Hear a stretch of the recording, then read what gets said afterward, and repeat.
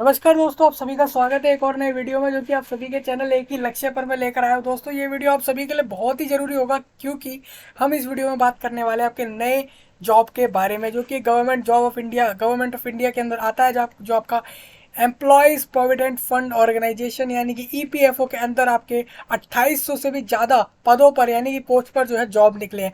हालांकि मैंने इसके लिए शॉर्ट नोटिस में पहले डिस्कशन कर लिया था। अब जो है डिटेल्ड नोटिफिकेशन इसको लेकर आ चुका है वेबसाइट पर ऑफिशियली, जो है वो अब आउट कर दिया गया है आपके 24 मार्च को। हम इस वीडियो में हमारी हमारी दोनों पोस्ट के बारे में डिस्कस करने वाले हैं। एक आपका स्टीनोग्राफर यानी कि आपकी टाइपिंग की जो पोस्ट होती है, और दूसरा आपका सोशल सिक्योरिटी असिस्टेंट की पोस्ट। दोनों के बारे में बात करने वाले हैं। ज़्यादातर आपकी जो पोस्ट है यहाँ पर, वो सोशल सिक्योरिटी असिस्टेंट की पोस्ट बहुत ज़्यादा है, जो 2000 से भी ज़्यादा है। लेकिन यहाँ पे आपके स्टीनोग्राफर की पोस्ट जो है 100-200 के अंदर ही सीमित है।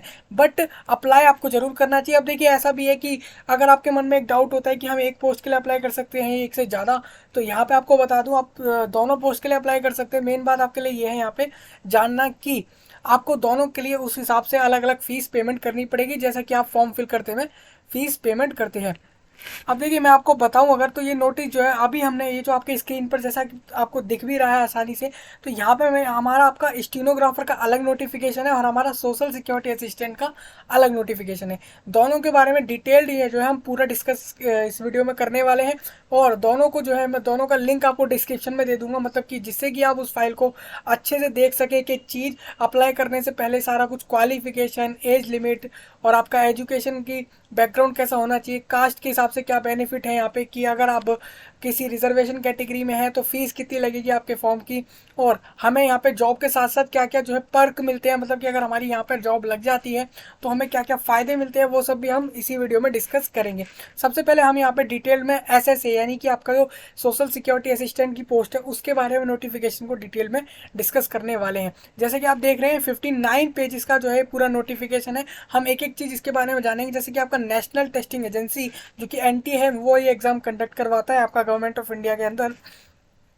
तो इसी के दौरान जो भी कुछ होने वाला है, जैसे कि आप कैसे अप्लाई कर सकते हैं, और फॉर्म की फ़ीस के बारे में भी हम डिस्कस करेंगे कि क्या फ़ीस है, सिलेबस आपका इसके लिए एग्ज़ाम होगा। ये बात आपको बता दूं कि डायरेक्ट रिक्रूटमेंट है, सिर्फ आपको एग्ज़ाम देना है।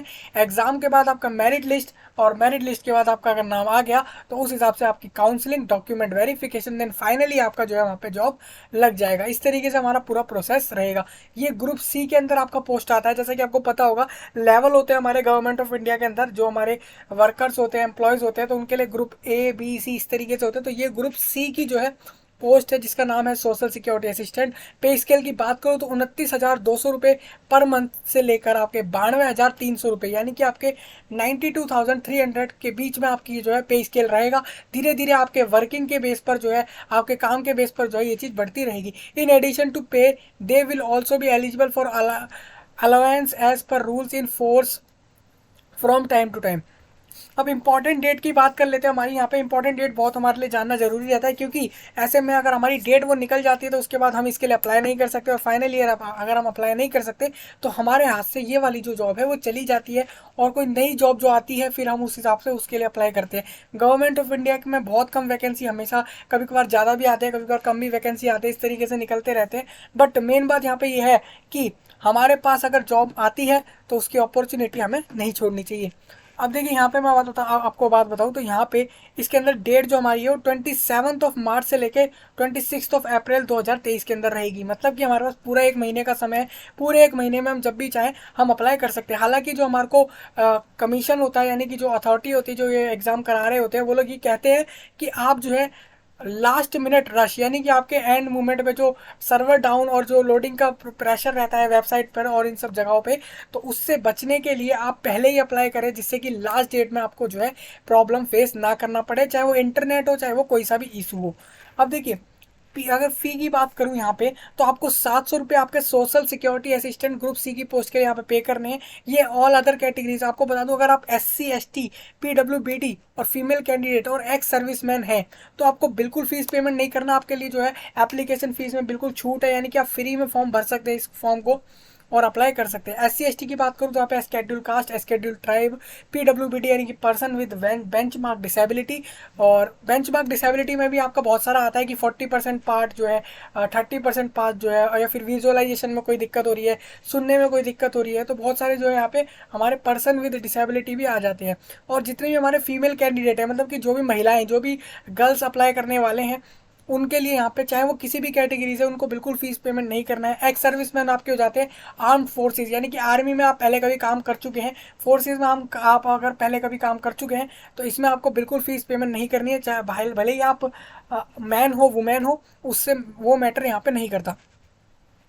अब हम इसी के लिए हम नेक्स्ट हम यहाँ पे बात करने वाले हैं हमारा कि इसके ऊपर जो आपका GST होगा, यानी कि एक्स्ट्रा चार्ज। आप जानते हैं कि जैसे कि गवर्नमेंट ऑफ इंडिया के द्वारा जो है आपका एक्स्ट्रा चार्ज लिया जाता है, यानी अगर आपका बैंकिंग चार्ज अलग होता है, सर्विस चार्ज अलग होता है, जब आप पेमेंट कर रहे होते हैं, जिससे भी पेमेंट कर रहे होते हैं उसका अलग चार्ज जो है यहाँ पे लिया जाता है।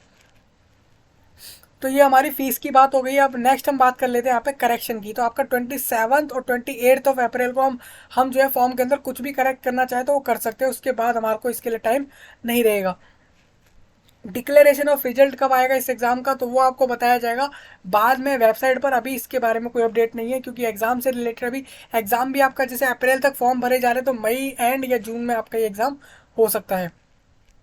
स्कीम ऑफ एग्जामिनेशन आपको बताओ तो CBT बेस्ड एग्जाम है आपका कंप्यूटर। ये हमारा हम SSA की पोस्ट की बात कर रहे हैं। ऐसी तरीके से आपको मैं स्टीनोग्राफर का भी बता दूंगा। अभी हमारा SSA की पोस्ट पर मेन फोकस है इस नोटिफिकेशन के अंदर। आपको बताओ अगर तो स्टेज 1 आपका कंप्यूटर बेस्ड एग्जामिनेशन होगा, जो फेज़ 1 होगा, और फेज़ 2 भी आपका कंप्यूटर पे होगा, जो टाइपिंग टेस्ट होगा आपका, जिसमें आपको कंप्यूटर डेटा एंट्री टेस्ट वहाँ पर देना है। अब देखिए यहाँ पे कुछ जो वैकेंसी हमने वहाँ पे पहले हमने वैकेंसी के बारे में डिटेल में बात कर ली थी कि कितनी वैकेंसी है, बट हमने ये बात नहीं करी थी कि किस स्टेट में किस कैटेगरी के लिए कितनी पोस्ट है। सपोज मानिए कि आप आंध्र प्रदेश में रहते हैं, तो आंध्र प्रदेश रीजन के अंदर आपके जो जैसे आंध्र प्रदेश स्टेट हो गया हमारा, उसके अंदर जो रीजन आते हैं उस तरीके से हम बात कर लेते हैं। तो उस स्टेट के अंदर किस किस रीजन में किस किस कैटेगरी में कितने कितने सीट रहेंगे इस बार आपके इस जॉब के लिए, इस पोस्ट के लिए, तो वो हम एक बार डिस्कस कर लेते हैं।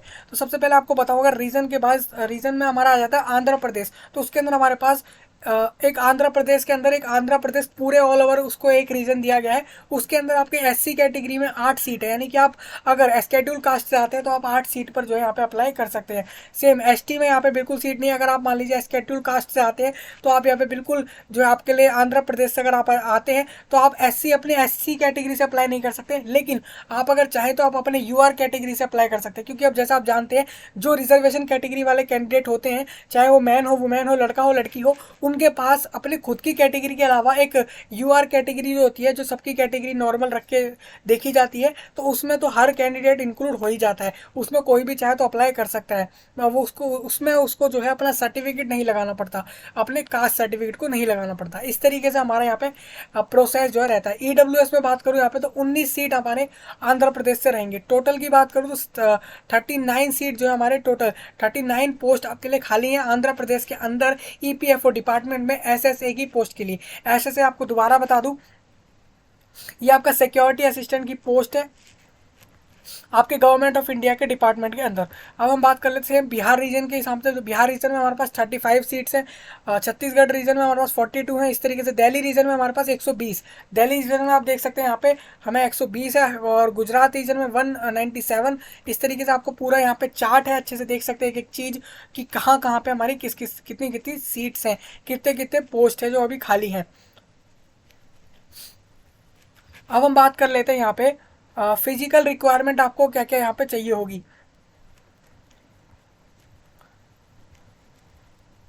तो फिजिकल रिक्वायरमेंट वही आपकी नॉर्मल है, हाइट और वो जो अब आपका देखा जाता है वेट और वो सब कुछ जो है वो नॉर्मल आपका रहेगा। एजुकेशन की बात कर लेते हैं हम यहाँ पे।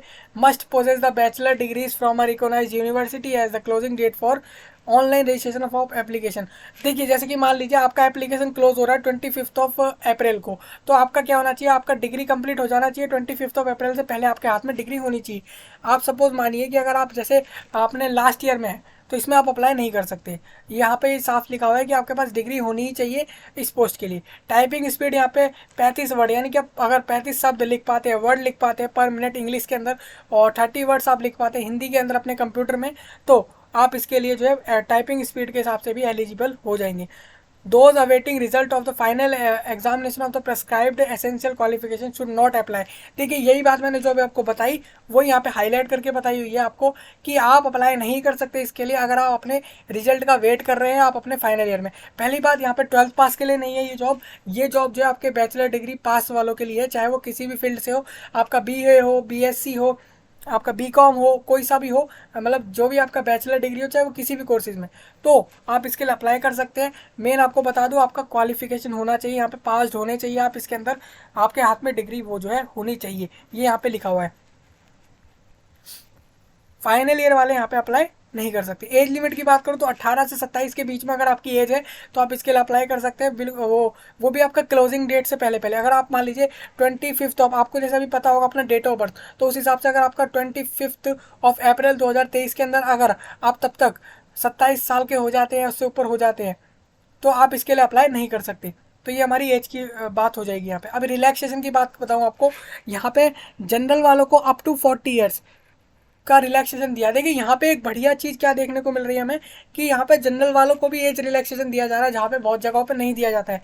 एज रिलैक्सेशन में SC ST को 5 साल का, और OBC में NCL वालों को, यानी कि OBC में नॉन क्रीमी लेयर, जिनकी पूरी साल के पूरे फैमिली के सबकी जो एसेट होते हैं, इनकम होते हैं, वो सारा मिला के अगर पूरा जो है वो 8 लाख से नीचे होता है तो वो भी, उनको भी 3 साल यहाँ पे एक्स्ट्रा मिल जाएंगे। The upper age limit is relaxable for government servant up to 40 years in accordance with the instruction or order issued by the central government as per the instruction issued by government of India in the prescribed format in support of claim। देखिए जो ex serviceman, जैसे मैंने आपको पहले बताया था, army forces और इन सब में जो पहले कभी काम कर चुके हैं, तो उनके लिए है यहाँ पे। उनके में अगर जनरल वाले हैं तो 40 ईयर्स। नॉर्मल वालों के लिए यहाँ पे जनरल में कोई रिलैक्सेशन नहीं है, यहाँ पे सिर्फ उन लोगों के लिए यहाँ पे रिलैक्सेशन है। SC ST वालों में 45 ईयर और OBC NCL में 43 ईयर तक रहेगा। सेम एक्स सर्विसमैन में आपको बताया गया यहाँ पे जनरल वालों को 3 साल, और एक्स सर्विसमैन में OBC NCL वालों को 6 साल। इस तरीके से आप पूरा जो है यहाँ पर देख सकते हैं। सेम इसी तरीके से PWD वाला भी रहेगा। एलिजिबिलिटी, अगर नेशनैलिटी की बात करूँ तो आप अगर आप इंडियन हैं, नेपाल, भूटान, या फिर आप ये जो बाकी रीजन लिखे हैं इधर से आप आते हैं, यानी कि आप अगर 1962 कि 1 जनवरी से पहले पहले आप अगर शिफ्ट हो गए थे अपने इंडिया के अंदर परमानेंटली, आपने जो है यहाँ की मेंबरशिप ले ली थी, मतलब आप जो है परमानेंटली इंडियन हो गए थे, तो आप इसके लिए अप्लाई कर सकते हैं अगर आप इन जगहों से आते हैं तो।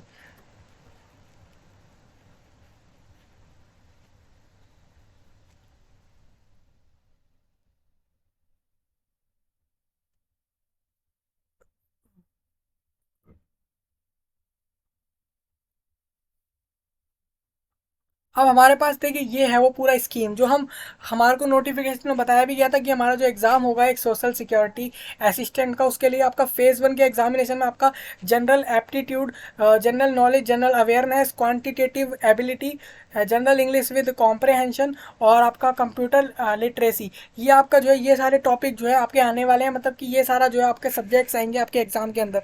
फेज़ 1 के एग्जाम में आपके 2 फेज़ होंगे, एक टाइपिंग वाला और एक एग्जाम वाला। ये आपका कंप्यूटर में एक CBT एग्जाम होंगे, दोनों के दोनों।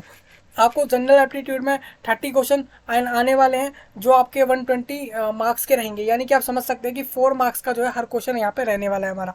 इसी तरीके से हमारा जनरल नॉलेज, जनरल अवेयरनेस में हमारा 4 क्वेश्चन का, हर क्वेश्चन 4 मार्क्स का रहेगा। इस तरीके से यहाँ पे भी हमारे 30 क्वेश्चन आने हैं। और क्वांटिटेटिव एबिलिटी में भी हमारे 30 क्वेश्चन आएंगे। जनरल इंग्लिश विद कॉम्प्रहेंशन, तो इसमें हमारे 50 क्वेश्चन आएंगे। और कंप्यूटर लिटरेसी में हमारे 10 क्वेश्चन आएंगे। तो हमारे को मेन फोकस हमारा किस पे करना होगा, हमारे को जनरल इंग्लिश एंड कॉम्प्रिहेंशन में करना होगा। और साथ में हमारे को बाकी जो हमारे सेक्शन है जनरल एप्टीट्यूड और बाकी अवेयरनेस वाले, तो इसमें हमें फोकस करना है जिससे कि हमारे स्कोर मार्क्स ज़्यादा हो जाए और हमारा आसानी से एग्जाम निकल जाए और फाइनली हमें जो है वहाँ से जॉब मिल जाए। मैक्सिमम मार्क्स आपको बताओ इस तरीके से आप देख सकते हैं 120 हो गए। और जनरल इंग्लिश आपका 200 मार्क्स का आ रहा है, सबसे ज़्यादा स्कोरिंग पार्ट वही रहेगा आपका इस एग्जाम से रिलेटेड। तो आप देख सकते हैं टोटल 600 मार्क्स का पेपर है, 150 क्वेश्चन आने वाले हैं, हर क्वेश्चन 4 नंबर का आएगा। ये तो हमें क्लियर हो ही गया है मार्किंग स्कीम हमारी देख के, मतलब हमारा पैटर्न देख के। और टोटल हमारा जो एग्जाम रहेगा वो 2.5 घंटे का होगा, यानी 2.5 आवर का हमारा टोटल एग्जाम होने वाला है। ईच क्वेश्चन सेल है, जैसा मैंने आपको बताया भी, 4 मार्क्स मिलेंगे। और यहाँ पे बोला भी गया है फाइनल सिलेक्शन जो होगा वो फेज़ 1 के हिसाब से ही होगा, मतलब जो आप ये एग्ज़ाम देकर आएंगे अपना, उसी के हिसाब से आपकी जो है मेरिट तैयार की जाएगी, आपके नामों की लिस्ट जो है वो तैयार की जाएगी। For each wrong answer there will be a negative marking of 1/4 of the marks assigned to that question. मतलब सपोज मानिए कोई क्वेश्चन 10 नंबर का है, मैं ऐसे एग्जांपल ले रहा हूँ, तो 1/4 उसका हो गया 2.5 मार्क्स, तो वो उसके काट लिए जाएंगे अगर आपका वो गलत जाता है और पिछले कोई सही आंसर होते हैं तो उसमें से वो मार्क्स काटे जाते हैं। ये बात आपको ध्यान रखनी है इस टॉपिक से रिलेटेड। तो यहाँ पे हमारे 4 मार्क्स का क्वेश्चन आने वाला है, तो हमारा 1 मार्क्स जो है वो काट लिया जाएगा अगर हमारा आंसर गलत जाता है तो। हाँ, और 600 मार्क्स का हमारा पेपर है, ये भी हमने बात कर ली है इसके बारे में। If the examination is held in more than one session, the scores across various sessions will be equated following standard practice to adjust for slight differences in difficulty level of different test batteries use across sessions. मतलब आपको बताया जा रहा है कि यहाँ पे अगर ऐसा होता है कि एक सेशन में नहीं हो रहा है एग्ज़ाम, जैसे कि ये सेशन ज़्यादा इसलिए हो जाते हैं जितने नंबर ऑफ़ एप्लीकेंट्स हो जाते हैं, मतलब जितने लोग ज़्यादा अप्लाई कर देते हैं एग्ज़ाम के लिए, वैकेंसी कम होते हैं लेकिन जॉब तो सबको चाहिए, तो इस वजह से अगर कोई ज़्यादा अप्लाई कर देते हैं तो इस वजह से हमारे सेशन जो है यहाँ पे बढ़ जाते हैं। तो मेन बात आपको बताई जा रही है कि जैसा हमारा परसेंटाइल का जो फॉर्मूला होता है मार्क्स कैलकुलेट करने के लिए, वही यहाँ पे लगाया जाने वाला है, जो हमारा हमारा इसी लिस्ट के अंदर हमें दिख भी जाएगा वो फॉर्मूला। और एक बात और आपको बताई गई है कि अगर एक से ज़्यादा सेशन होंगे तो हर सेशन का अलग अलग जो है वहाँ पे परसेंटाइल बनेगा, हर स्टूडेंट के अलग अलग जो है वहाँ पे रिजल्ट बनेगा, उस हिसाब से उसकी मेरिट बनेगी। वो किस किस चीज़ पर डिपेंड करता है, number of student appeared in the same session, और साथ में आपका इस पर भी डिपेंड करता है कि एग्ज़ाम कितना डिफिकल्ट आया था, क्या क्या चेंजेस हुए, बाद में कोई क्वेश्चन करेक्ट हुआ नहीं हुआ, कुछ एरर हुआ था क्वेश्चन पेपर में, इन सब के हिसाब से जो है वो एडजस्ट किया जाता है। सेकंड हमारा फेज 2 जो है डेटा एंट्री का जो टेस्ट होगा, उसके लिए आपको बता दिया है आपको क्या जो है स्किल, मतलब कितने वर्ड आपको पर मिनट टाइप करने आने चाहिए, वो आप यहाँ पे देख सकते हैं। क्वालिफाइंग मार्क्स की बात करूँ फेज 1 एग्जाम के अंदर, तो वो आपका बाद में जैसा ईपीएफओ डिसाइड करता है उस हिसाब से आपको बताया जाएगा कि कितना जो है हमारा यहाँ पे क्वालिफाइंग मार्क्स रहेगा। Revolution resolution of tie cases, मान लीजिए ऐसा कोई केस आता है कि टाई हो जाता है, दो स्टूडेंट या दो से ज़्यादा स्टूडेंट के बीच में सेम मार्क्स आ जाते हैं आपके उस एग्ज़ाम के अंदर, तो ऐसे में किसको रैंक 1 दी जाए किसको 2 दी जाए, ये कैसे एडजस्ट किया जाता है। तो इसके लिए आपको बता दूँ, पहले देखा जाता है कि डेट ऑफ बर्थ में देखा जाता है कि भाई कौन बड़ा है, मतलब कौन जो है जिसके कौन पहले आया, मतलब किसका बर्थ पहले हुआ, तो उसको जो है उसको रैंक बढ़ा दिया जाएगा। मान लीजिए 2 कैंडिडेट है, उनके बीच में टाई हुआ, 200, हमारा 600 नंबर का पेपर था, 2 कैंडिडेट के 300 नंबर आ गए, सेम इक्वल मार्क्स हैं, तो यहाँ पे हम किसको रैंक 1 दें, तो यहाँ पे हम उसको रैंक 1 देंगे जिसकी डेट ऑफ बर्थ पहले आई है। मतलब जो अगर पहले, जैसे सपोज मान लीजिए कोई 2004 का किसी का बर्थ है और किसी का 2003 का है, तो 2003 का जो बर्थ जिसका है उसको दे दी जाएगी रैंक 1, और जो 2004 का है उसको रैंक दे दी जाएगी 2। तो इस तरीके से हमारी रैंक एडजस्ट होगी। ओल्डर कैंडिडेट प्लेज हायर, जैसा यहाँ पे लिखा भी हुआ है। Alphabetical order in which name of the candidate appears. अब देखिए यहाँ पे क्या है, डेट ऑफ बर्थ के बाद आप मान लीजिए सपोज मार्क्स भी सेम है, डेट ऑफ बर्थ भी सेम है, सब कुछ ईयर डेट मंथ सब कुछ, तो ऐसे में हम फिर कैसे देखें, फिर उसके बाद हम देखेंगे यहाँ पे अल्फ़ाबेटिकल ऑर्डर के हिसाब से, कि जिसका अल्फ़ाबेटिकल ऑर्डर में, जैसे मान लीजिए आपका नाम है अमन और दूसरे का नाम है आदित्य है, तो इसमें क्या होगा कि ए आया, ए दोनों का देख लिया, उसके बाद हमारा अमन के अंदर एम आ रहा है और आदित्य के अंदर डी आ रहा है, तो आदित्य में जो डी आ रहा है तो इस हिसाब से आदित्य जो है उसको फर्स्ट रैंक हो जाएगी और अमन को सेकंड हो जाएगी। इस तरीके से हमारा alphabetical order in which name of the candidates appear, तो वही बात यहाँ पे कही गई है।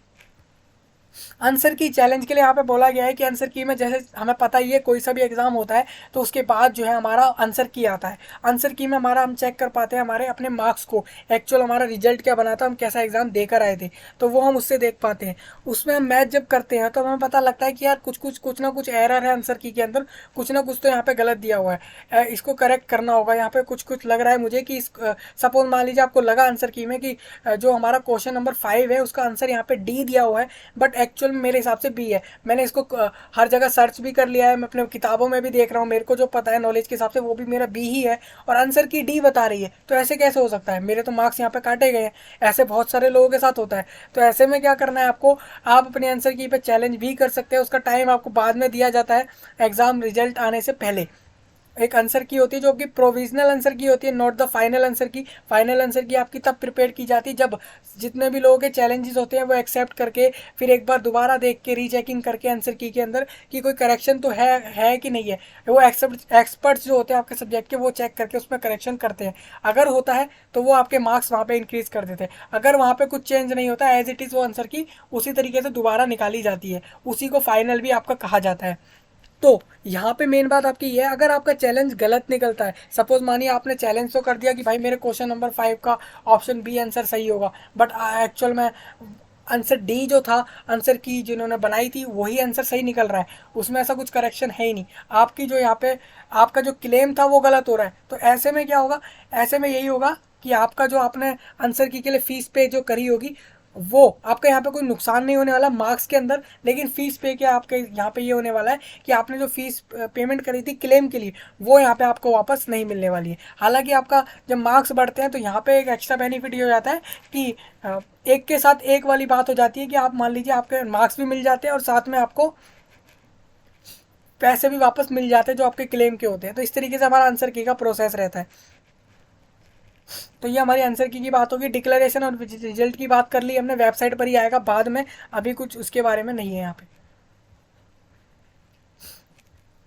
एग्जामिनेशन सेंटर की बात कर लेता हूँ। Candidate need to give her his preference. आपको देखिए सेंटर चूज करना है फॉर्म फिल करते हैं जहाँ पे भी आपको एग्जाम देना है, जो भी आपका आपके पास हो या जहाँ पे भी आपको लगे कि यार मैं यहाँ तो ट्रैवल करके जा सकता हूँ या जा सकती हूँ, तो वो आपको इस तरीके से सिलेक्ट करके जो है वहाँ पे एग्जाम देने जाना है। तो ये हमारा सेंटर सिलेक्शन रहेगा। एक बात और है, सेंटर सिलेक्शन में आपको ये बात याद रखनी है, फॉर्म फिलअप सबमिट होने के बाद सेंटर कोई चेंज नहीं होता है।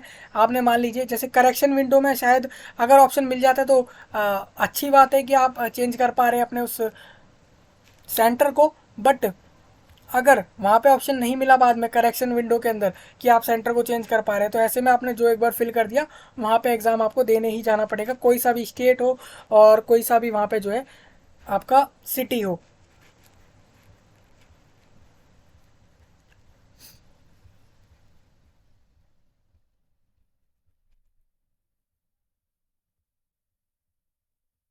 अब देखिए PWBD यानी कि जो अपने हमारे पर्सन विद डिसेबिलिटी वाले जो कैंडिडेट्स होते हैं उनके लिए एक स्क्राइब के लिए जो यहाँ पे अलाउड किया जाता है, आपको एग्जाम के अंदर पता होगा अच्छे से।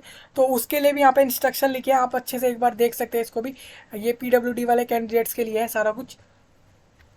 Guidelines for candidate with locomotor disability and, अभी लोकोमोटर डिसेबिलिटी क्या है हम बात कर लेते हैं इसके बारे में भी। आप compensatory time of 20 minutes per hour or otherwise decided shall be permitted for the candidate with locomotor disability। अब देखिए ये भी एक डिसेबिलिटी है आपकी, इसके बारे में भी बात करी जा रही है यहाँ पे कि इनको जो है हर घंटे पे 20 मिनट एक्स्ट्रा मिलेंगे एग्जाम में, एग्जाम करने के लिए। जैसे कि आपको पता है जैसे हमारा यहाँ पे 2.5 घंटे का पेपर है, 2.5 आवर का, तो इसके अंदर हमारे को पर आवर अगर 20 मिनट मिल रहे हैं तो इस हिसाब से हमारे हो गए 50 मिनट एक्स्ट्रा हो गया हमारा ऑल ओवर द टाइम के अंदर। मतलब हमारा 2.5 घंटे का पेपर हमारा अब हो जाएगा 3 घंटे 20 मिनट का। इस तरीके से हमारा को जो है एक्स्ट्रा टाइम यहाँ पे मिल जाएगा। अगर हम इस कैटेगरी में आते हैं, इस जो आपके बताया गया लोकोमोटर वाली जो है कैटेगरी के अंदर, रजिस्ट्रेशन एंड एप्लीकेशन प्रोसेस आपको बता ही दिया गया है कि पहले रजिस्ट्रेशन होता है, फिर एप्लीकेशन फॉर्म फिल होता है और वही आपका फीस पेमेंट के बाद जो है यहाँ पे सबमिट हो जाता है। ये हमारा प्रोसेस रहता है अप्लाई करने का।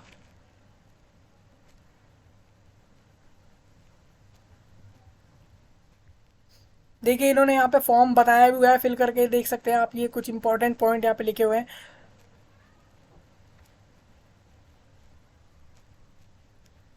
फीस की हमारी बात हो चुकी है, एक्चुअल में कितने जो है फीस यहाँ पे आपको पे करनी है।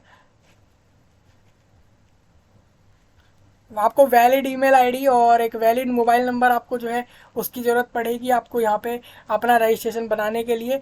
और यहाँ पे जो है सजेस्ट किया जाता है कि एप्लीकेंट जो है अपना ही मोबाइल नंबर ईमेल आईडी लगाए जिससे कि उसको नोटिफिकेशन आ सके कोई भी बाद में चल के एग्ज़ाम से रिलेटेड होता है तो। अब देखिए सिटी ऑफ एग्जामिनेशन की बात कर लेते हैं, हमारे कौन कौन से सिटी के अंदर एग्ज़ाम होगा। यहाँ पे एक्चुअल में सिटी की बात हो रही है, स्टेट और सिटी की, तो ऐसा मत समझिएगा कि उस सिटी में एक ही जगह एग्ज़ाम होने वाला है। सेंटर अलग अलग हो सकते हैं, एक से ज़्यादा हो सकते हैं, वो जो है आपके एडमिट कार्ड पर होता है कि कहाँ कहाँ जो है आपका एग्ज़ाम है। बट यहाँ पे हम सिटी और सेंटर की बात कर ले कि कौन कौन से स्टेट में होने वाला है, तो यहाँ पे आपके आंध्र प्रदेश के अंदर विजयवाड़ा, और आपके एक अरुणाचल प्रदेश के अंदर आपका ईटानगर, असम के अंदर आपका गुवाहाटी, और बिहार के अंदर गया और पटना। आप देख सकते हैं यहाँ पे बिहार के अंदर गया और पटना, जैसे कि बिहार का एग्जाम्पल लूँ, वो एक स्टेट हो गया, उसके अंदर 2 सिटी यहाँ पे हो गया आपके गया और पटना। तो इन 2 सिटी के अंदर एग्जाम सेंटर्स आपके होंगे, इसके अलावा कोई सिटी के अंदर आपका जो है यहाँ पर सेंटर नहीं होने वाले। इस बात का आपको ध्यान रखना है। तो इस तरीके से आपको जो है सिलेक्टेड एरिया पता लग जाता है कहाँ का एग्जाम होने वाले। तो इससे आप उसी को सिलेक्ट करते हैं कि आपको पता रहे कि हाँ भाई चलो मैं यहाँ तो एग्जाम देने जा ही सकता हूँ। दिल्ली के अंदर आपका एक ही सिटी है, न्यू दिल्ली, उसके अंदर एग्जाम कंडक्ट करवाया जाएगा, ये वाला जो हमने बताया एसएसए की पोस्ट के लिए। इस तरीके से आप गुजरात पंजाब का भी देख सकते हैं, आप भटिंडा और लुधियाना लिखा है, राजस्थान का जयपुर लिखा है, और वेस्ट बंगाल में कोलकाता और सिलीगुड़ी, और इस तरीके से जो है हमारे यहाँ पे अलग अलग सिटी लिखे हुए हैं। अब देखिए यहाँ पे जो है हमारा सर्टिफिकेट का फॉर्मेट है जो हमारे को लगाना पड़ेगा अगर हम गवर्नमेंट ऑफ इंडिया के अंदर पहले से अपॉइंटेड हैं किसी पोस्ट के लिए, तो हमको ओबीसी के अंदर ओबीसी कास्ट वालों को ये लगाना होगा अगर वो इसके लिए क्लेम करते हैं उस कैटेगरी के अंदर। इस तरीके से आपके कैटेगरी वाइज यहाँ पे आपको सर्टिफिकेट देखने को मिल रहा है। एक डिक्लेरेशन फॉर्म होता है ओबीसी कैंडिडेट का, कि अगर मान लीजिए वो बोल रहा है कि भाई मैं ओबीसी कैटेगरी से हूँ बट मेरे पास सर्टिफिकेट नहीं है अभी, मैंने अप्लाई कर रखा है रिसीव नहीं हुआ, या फिर मैंने अप्लाई नहीं किया है बट मैं उस कैटेगरी से हूँ, मेरे पास पिछला है, तो अब वो तो दे नहीं सकते। तो ऐसे में आप ये डिक्लेरेशन भी लगा सकते हैं। ये ऐसा नहीं है कि ओबीसी वालों के लिए होता है, जो जितने भी रिजर्वेशन वाले हमारे कैंडिडेट होते हैं उन सब कैटेगरी के लिए बनाए जाते हैं फॉर्म। उसके हिसाब से आप जो है उसको फिल करते हैं प्रिंट आउट लेके, और जैसा उसमें इंस्ट्रक्शन लिखा होता है उसको फिल करके जो है आप इसको भी अपने एप्लीकेशन फॉर्म के साथ लगाते हैं अगर वहाँ पे मांगा जाता है तो। ऐसा नहीं है भाई नहीं मांगा जा रहा तो ऐसा कोई नहीं देना होता है, मांगा जाता है तो वहाँ पे देना होता है। सेम इसी तरीके से हमारा पर्सन विद डिसेबिलिटी में हमारा सर्टिफिकेट ऑफ डिसेबिलिटी है, उस उनको भी सर्टिफिकेट लगाना पड़ेगा। भाई प्रूफ तो दोगे ना आप कि आप उस कैटेगरी में आते हो, वो कैसे मान लेंगे कि आप उस कैटेगरी में हो एक्चुअल में। तो इस वजह से ये चीज़ आपको लगानी पड़ती है। सपोज़ आपने तो बोल दिया हम पीडब्ल्यूडी कैंडिडेट हैं, फॉर्म में भी आपने डाल दिया, आप सर्टिफिकेट का प्रूफ नहीं दोगे तो आपको स्क्राइब कैसे अलाउड करेंगे, एक्स्ट्रा टाइम कैसे अलाउड करेंगे पेपर के अंदर, और फीस में भी रिलैक्सेशन कैसे दे देंगे वो लोग जब तक उनके पास कोई प्रूफ नहीं होगा कि आप एक्चुअल में उस कैटेगरी में हो। तो इस वजह से आपको ये चीज़ जो है लगानी पड़ेगी। तो अलग अलग सर्टिफिकेट आपको यहाँ पे देखने को मिल रहे होंगे। इस तरीके से आपके सर्टिफिकेट के फॉर्मेट हैं, हमारे एससी एसटी और ओबीसी वालों के लिए, ईडब्ल्यूएस वालों के लिए भी हैं। इस तरीके से आप देख सकते हैं कि हमारा ईडब्ल्यूएस वाला आ गया है, income and asset certificate to be produce by economically weaker section. तो उस तरीके से उनका भी देख सकते हैं। तो ये हमारे सर्टिफिकेट के फॉर्मेट होगा। हमारा पूरा नोटिफिकेशन एसएसए के लिए यहाँ पे डिस्कस हो चुका है। अब हम सेम जो है एक बार स्टीनो वाले को भी देख लेते हैं, स्टीनोग्राफर वाले को, कि उस नोटिफिकेशन में भी क्या है। सेम वही रहेगा आपका, उसका जो है एग्ज़ाम अलग है, उसका फॉर्मेट जो है वो अलग है, लेकिन होना वो भी आपका कंप्यूटर बेस्ड ही है। यहाँ पे उसके हिसाब से भी सीट लिखे हुए हैं। टोटल आपको बता दूँ यहाँ पे तो 185 यहाँ पे वैकेंसी है आपके, किसके लिए, हमारे स्टीनोग्राफर की पोस्ट के लिए। 185 पोस्ट भी वैसे आपकी कम नहीं होती हैं, क्योंकि अगर देखा जाए तो अगर पर मंथ उन्हें जो है 30,000 से 35,000 इतने जो है एक जो है अपने एम्प्लॉय को देने हैं, तो इस हिसाब से आप देख सकते हैं कि 200 के करीब पोस्ट, यानी कि कितने ज़्यादा जो है उनको वहाँ पे वर्कर को पेमेंट करनी पड़ रही है, कितना जो है वहाँ पे उनसे फिर काम भी उस हिसाब से उनको करवाना पड़ता है। इस तरीके से जो है आपका पूरा रहता है।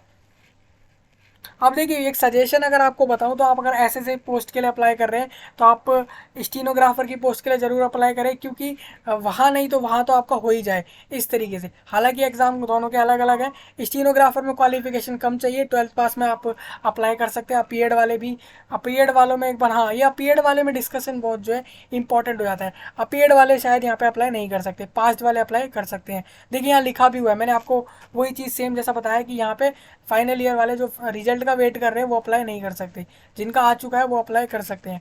यहाँ पे सेम रिलैक्सेशन हमारा वही हमने जैसे अभी स्टीनो उसमें सिक्योरिटी वाले पोस्ट में देखा था, असिस्टेंट सिक्योरिटी पोस्ट, उसके अंदर भी सेम यही था। इसीलिए इन्होंने अलग अलग नोटिफिकेशन बताया है, क्योंकि फॉर्मेट अलग है और वैकेंसी अलग है, अलग अलग पोस्ट पर जो है अलग अलग स्टेट के हिसाब से जो है कैटेगरी वाइज भी पोस्ट अलग है। तो उस हिसाब से इन्होंने जो है सब कुछ, देखिए यहाँ पे हम एग्जाम के पैटर्न की बात करें तो जनरल एप्टीट्यूड, जनरल अवेयरनेस और इंग्लिश लैंग्वेज एंड कॉम्प्रिहेंशन, बस 3 जो है हमारे सब्जेक्ट आएंगे यहाँ पे। वहाँ पे हमारे 5 सब्जेक्ट आ रहे थे।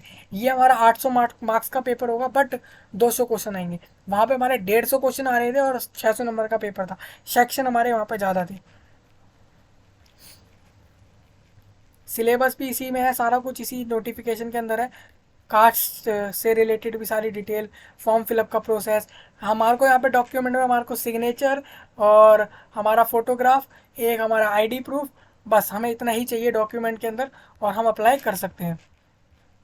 अगर मांगा जाता है तो 12th का सर्टिफिकेट, अगर मांगा जा रहा है कि भाई 12th का सर्टिफिकेट लगाइए तो आप लगा सकते हैं, या फिर उसके मार्क्स मांगे जाते हैं तो फॉर्म फिलअप में ही आपको डालने होते हैं। इनके भी सेंटर यहाँ पे लिखे हुए हैं, देख सकते हैं आप। ये एग्ज़ाम जो है आपके टोटल 57 स्टेट, वो सॉरी 57 सिटी के अंदर जो है एग्ज़ाम होने वाला है। यानी कि पूरे इंडिया के अंदर ये एग्ज़ाम होगा आपका इस पोस्ट के लिए।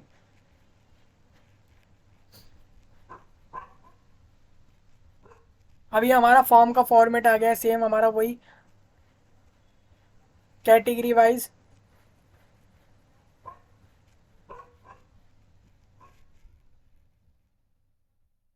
ये देखिए EWS वालों का सर्टिफिकेट है, उनको ये फिल करके लगाना होगा। ये लेकिन याद रखिएगा दोनों के फॉर्मेट अलग है। हमारा जो SSA की पोस्ट के लिए सर्टिफिकेट अलग था EWS में सेम, और इसके लिए जो है हमारा जो स्टीनोग्राफर है इसके लिए हमारा अलग सर्टिफिकेट है।